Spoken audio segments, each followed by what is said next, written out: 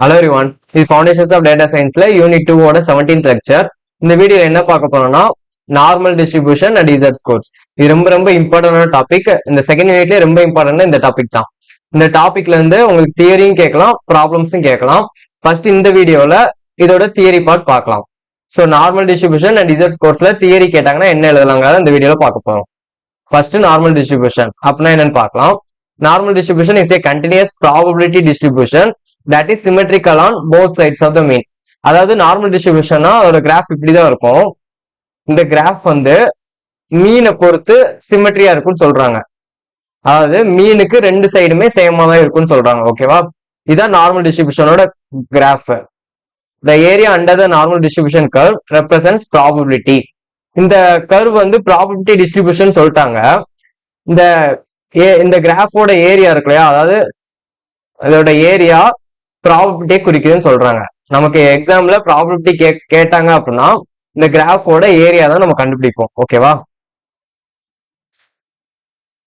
அது மாதிரி அடுத்த பாயிண்ட் பாருங்க. இந்த total area under the curve equals to 1. அதாவது இந்த கிராஃபோட மொத்த ஏரியா நமக்கு 1ன்னு சொல்லிட்டாங்க. இது ரொம்ப முக்கியமான பாயிண்ட், இதை மறந்துடவே கூடாது. The total area under the curve equals to 1.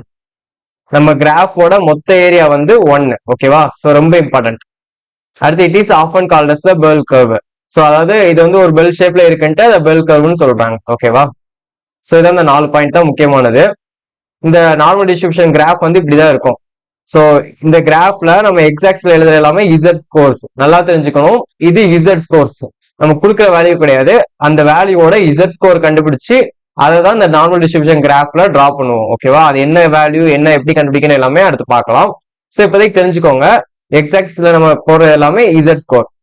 So இந்த இசட் ஸ்கோர்ல மீன் எப்பவுமே 0வா தான் இருக்கும்.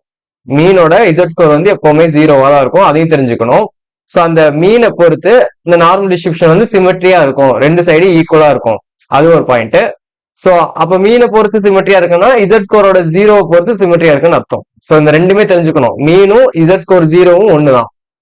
அடுத்து இன்னொரு பாயிண்ட் என்ன பார்த்தோம், டோட்டல் ஏரியா வந்து 1. இந்த கிராஃபோட மொத்த ஏரியா நமக்கு 1ன்னு தெரிஞ்சாச்சு. ஓகேவா, ஸோ இதான் இந்த நார்மல் டிஸ்ட்ரிபியூஷன்ல முக்கியமான பாயிண்ட்ஸ், இதை மட்டும் தெரிஞ்சுக்கோங்க. ஸோ இப்போ அதோட ப்ராப்பர்ட்டிஸ் பார்க்கலாம். The mean, median and mode are equal.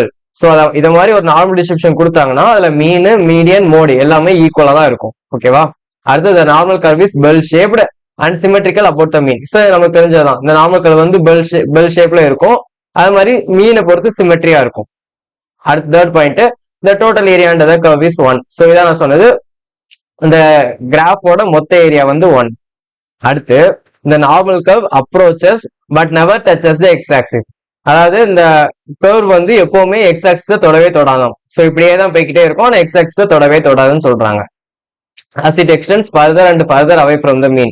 So இந்த மீனை விட்டு தூரமா போக போக எக்ஸ் ஆக்சிஸ் பக்கத்திலே போவோம், ஆனால் எக்ஸ் ஆக்சிஸ் தொடாது. ஸோ இதான் நார்மல் டிஸ்ட்ரிபியூஷனோட ஒரு 4 ப்ராப்பர்ட்டிஸ். ஸோ இதை மட்டும் தெரிஞ்சுக்கிட்டீங்கனாலே நீங்க ப்ராப்ளம் வந்து ஈஸியா சால்வ் பண்ணிடலாம். அது ப்ராப்ளம் பாக்குறப்ப பார்க்கலாம். ஸோ இப்போதைக்கு இதான் நார்மல் டிஸ்ட்ரிபியூஷனோட தியரி. அடுத்து இசட் ஸ்கோர்ஸ். இசட் ஸ்கோர்ஸ் என்னன்னு பார்க்கலாம். The Z score is a fractional representation of standard deviation from the mean value. அதாவது இந்த ஸ்டாண்டர்ட் டிவியேஷனுக்கும் மீனுக்கும் ஒரு fractional representation தான் Z score சொல்றாங்க.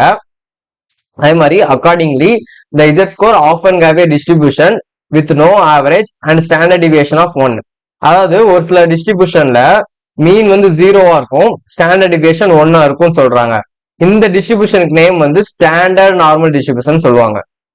ஸோ உங்களுக்கு எக்ஸாம்ல ஸ்டாண்டர்ட் நார்மல் டிஸ்ட்ரிபியூஷன் கொடுத்தாங்க அப்படின்னா அதோட மீன் வேல்யூ 0, ஸ்டாண்டர்ட் டிவியேஷன் 1. இதை மட்டும் நினைவு வச்சுக்கோங்க. ஓகேவா, ஸோ நார்மலா நார்மல் டிஸ்ட்ரிபியூஷன் கொடுத்தாங்கன்னா மீன் என்ன வேணாலும் இருக்கலாம், ஸ்டாண்டர்ட் டிவியேஷன் என்ன வேணாலும் இருக்கலாம். ஆனா ஸ்டாண்டர்ட் நார்மல் டிஸ்ட்ரிபியூஷன் கொடுத்தாங்கன்னா மீன் வேல்யூ 0வா இருக்கும், ஸ்டாண்டர்ட் டிவியேஷன் 1ஆ இருக்கும். அதை தெரிஞ்சுக்கணும். ஓகேவா, ஸோ இதான் இசட் ஸ்கோரோட formula. Z score equal to X minus mu divided by standard deviation. இந்த எக்ஸ்ங்கிறது என்னதுன்னா நமக்கு கொடுக்குற வேல்யூ, நம்ம கொடுக்குற இந்த டேட்டா பாயிண்ட்ஸ் இருக்கு இல்லையா, அதான் எக்ஸ். இந்த மியூ என்னது நம்மளோட mean divided by standard deviation. So இது நம்மளோட ஸ்டாண்டர்ட் டிவியேஷன். இந்த ஃபார்முலா அப்ளை பண்ணோம்னா நமக்கு இசட் ஸ்கோர் கிடைச்சிரும். ஸோ இவ்வளவுதான் இசட் ஸ்கோர்ங்கிற கான்செப்ட். ஸோ இந்த வீடியோல என்ன பார்த்திருக்கோம், நார்மல் டிஸ்ட்ரிபியூஷனா எப்படி இருக்கும், அதோட கிராஃப் எப்படி இருக்கும், அதோட ஏரியா என்னது எல்லாமே பார்த்தாச்சு. அடுத்து இந்த இசட் ஸ்கோர்னா என்னது, அதோட ஃபார்முலா பார்த்திருக்கோம். இதுல இன்னொரு முக்கியமானதை பார்த்தோம், standard normal distribution. So standard normal டிஸ்ட்ரிபியூஷன்னா மீன் 0வா இருக்கும், ஸ்டாண்டர்ட் டிவியேஷன் 1ஆ இருக்கும். இதுவும் பார்த்தாச்சு. ஸோ இவ்வளவுதான் இந்த வீடியோல நார்மல் டிஸ்ட்ரிபியூஷன் இசட் ஸ்கோருக்கு தியரி பார்த்திருக்கோம். நெக்ஸ்ட் வீடியோஸ்ல இதுல உள்ள ப்ராப்ளம்ஸ் பார்க்கலாம். இந்த வீடியோ உங்களுக்கு யூஸ்ஃபுல்லா இருந்துச்சுன்னா உங்க ஃப்ரெண்ட்ஸ்க்கு ஷேர் பண்ணுங்க. நம்ம சேனலை சப்ஸ்கிரைப் பண்ணிக்கோங்க. நெக்ஸ்ட் வீடியோ பார்க்கலாம். தேங்க்யூ. ஜெய் ஹிந்த்.